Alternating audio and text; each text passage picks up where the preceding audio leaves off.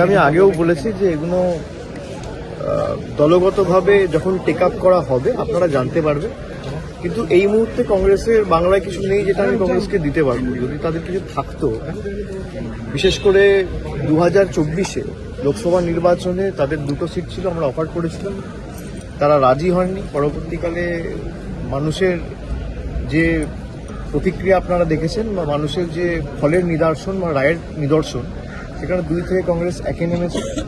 পরবর্তীকালে কি হবে কি না হবে সেটা দলনেত্রী মমতা বন্দ্যোপাধ্যায় ঠিক করবে, কিন্তু কংগ্রেসের সাথে জোট করে তৃণমূলকে জিততে হবে। তৃণমূল 2016-তে একা লড়াই করেছে, 2014-তে একা লড়াই করেছে, 2019-এ একা লড়াই করেছে, 2021-এ একা লড়াই করেছে, 2024-এ একা লড়াই করেছে, এবং যত দিন গেছে তৃণমূলের সাংগঠনিক শক্তি আরও বেড়েছে একা লড়াই করে।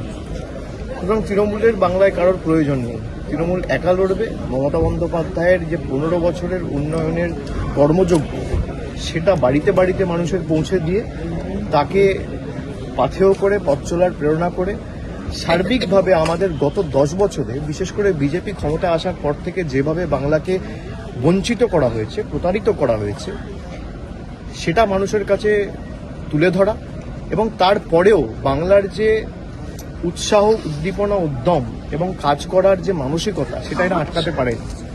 গত 4 দিন আগে আপনারা দেখেছেন প্রায় 8,000 কোটি টাকা খরচা করে 20,000 কিলোমিটার রাস্তা একা রাজ্য সরকার নিজে করার কথা ঘোষণা করেছে। সেখানে 60% টাকা দেওয়ার কথা কেন্দ্র সরকার, 10 পয়সা বরাদ্দ করেনি। ভারতবর্ষের প্রধানমন্ত্রী এবং বিজেপি আত্মনির্ভর ভারতের কথা বলেছে, মমতা বন্দ্যোপাধ্যায় স্বনির্ভর বাংলাকে বাস্তবায়িত করে মানুষের সামনে দেখিয়েছে। বাংলার থেকে তো শেখা উচিত।